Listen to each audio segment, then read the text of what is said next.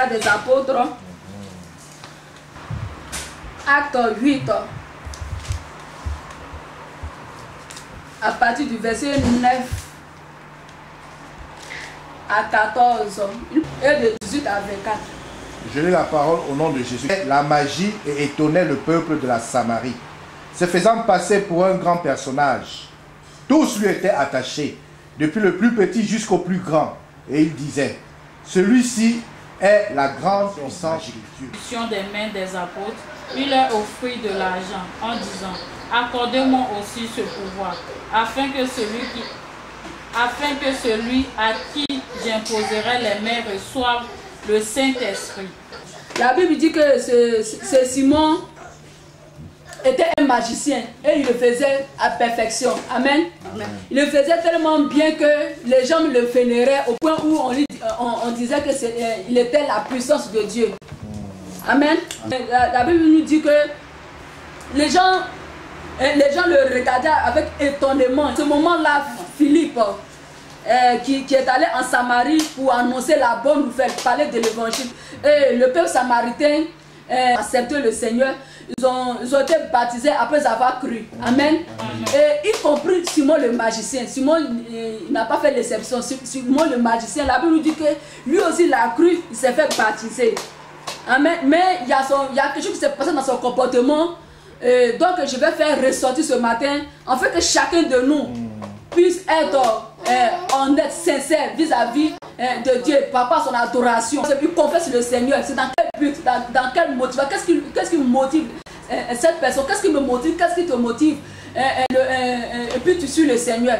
Le verset 13 nous dit, dans Acte 8, on nous dit, Simon lui-même crut aussi, après avoir été baptisé, il ne quittait plus Philippe et voyait avec étonnement les grands miracles et signes qui s'accomplissaient.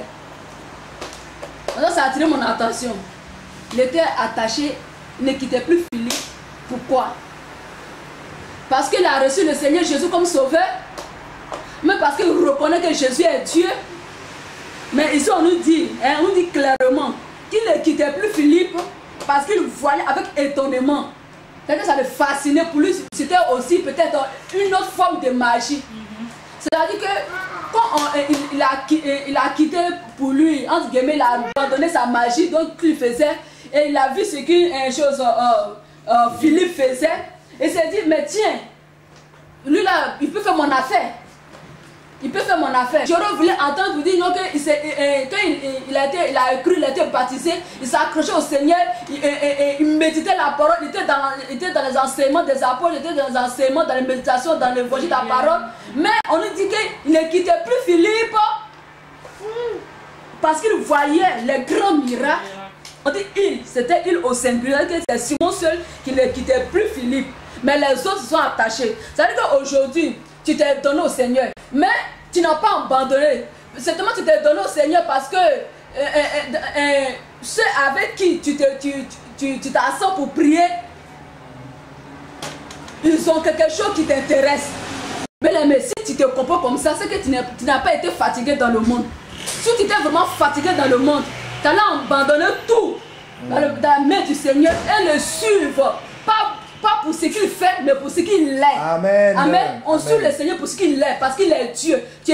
Parce que tu reconnais qu'il est ton Seigneur et sauveur personnel.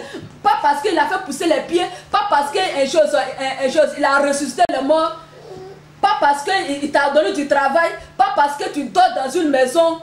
Non. Le verset 18 nous dit, voyant que l'Esprit Saint était donné, lorsque les apôtres posaient les mains sur les gens, Simon leur offrit de l'argent en disant, accordez-moi ce pouvoir afin que celui sur lequel je poserai les mains reçoive le Saint-Esprit. Mais Pierre lui dit, que ton argent soit perdu avec toi. Dans d'autres versions, que ton argent périsse avec toi. Amen. Amen. Que tu as cru que le don de Dieu s'achète à prix d'argent, bien aimé. Aujourd'hui, tous nous achetons d'une manière ou d'une autre. Mais d'une manière ou d'une autre, nous essayons de corrompre les serviteurs de Dieu. En faisant quoi? Ça veut dire, mais comment on peut corrompre un homme de Dieu? Tu rends service à papa, ou bien tu appelles, tu t'achètes une chemise, une cravate, tu dis, ah ça, je vais offrir à l'homme de Dieu. Et puis quand tu finis, ah papa, vraiment, est-ce que tu n'as rien pour moi? Dieu n'a rien dit pour toi. Tu as tout offert de l'argent.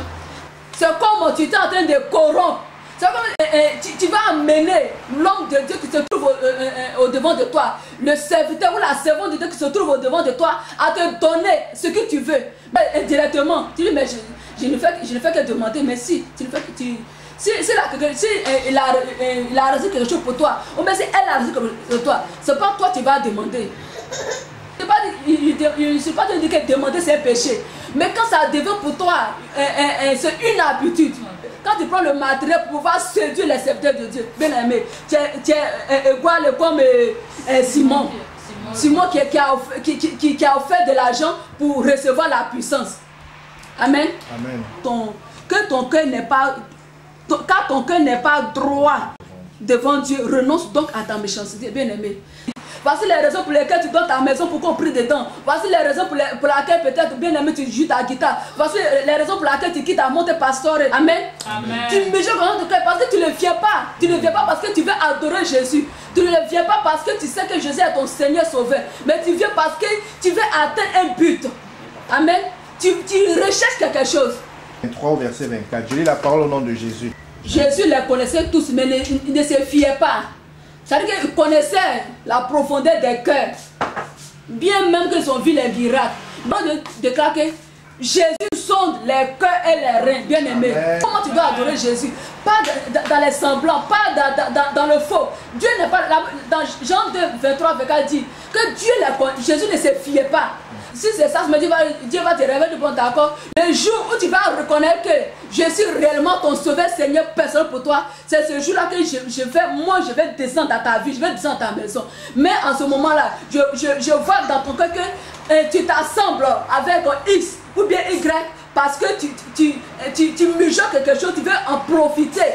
Elle a telle onction, donc si je m'accroche à elle, par elle peut-être je vais commencer à manifester le don.